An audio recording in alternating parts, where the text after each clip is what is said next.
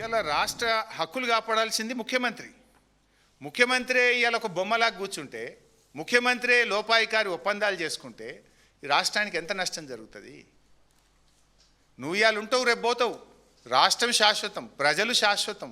నీళ్లు అనేది జీవితం. నీళ్లు లేని జీవితమే ఉండదు. You are not permanent, we are not permanent, but state is permanent, people are permanent.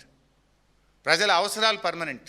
ఇలా ముఖ్యమంత్రిగా ఆ కుర్చీలో కూర్చొని రేవంత్ రెడ్డి గారు ఇలా తెలంగాణకు ద్రోహం చేస్తూ ఉన్నారు. రేవంత్ రెడ్డి గారు నీ స్వార్థం కోసమో నీ రాజకీయాల కోసమో తెలంగాణ ప్రయోజనాలు తాకట్టు పెట్టకండి. చరిత్రహీనుడుగా ద్రోహిగా మిగిలిపోవద్దని మేము కోరుతా ఉన్నాం.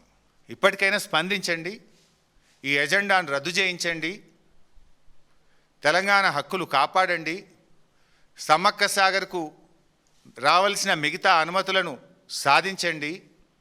ఇంటర్లింకింగ్ ఆఫ్ రివర్స్లో ఆ రోజు తెలంగాణ సగం నీళ్లు తెలంగాణ రాష్ట్రానికి ఇవ్వాలని ఆనాటి మా ప్రభుత్వం పట్టుబట్టింది. మినిట్స్లో ఉంది, చూసుకోండి.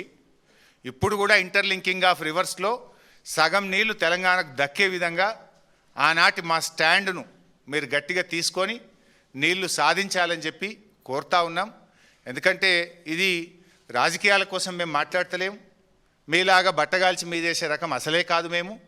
ఇది రాష్ట్ర హక్కులకు భంగం కలుగుతుంది, రాష్ట్ర ప్రయోజనాలు శాశ్వతంగా దెబ్బతినేటువంటి అంశం కనుక, అత్యంత ముఖ్యమైనటువంటి అంశం కనుక ఇవాళ మీ దృష్టికి తెస్తా ఉన్నాం. మరి మీ దృష్టికి వచ్చి మీరు మౌనంగా ఉన్నారా? మీరు లోపాయికారి ఒప్పందంతోనే ఇదంతా వచ్చిందా?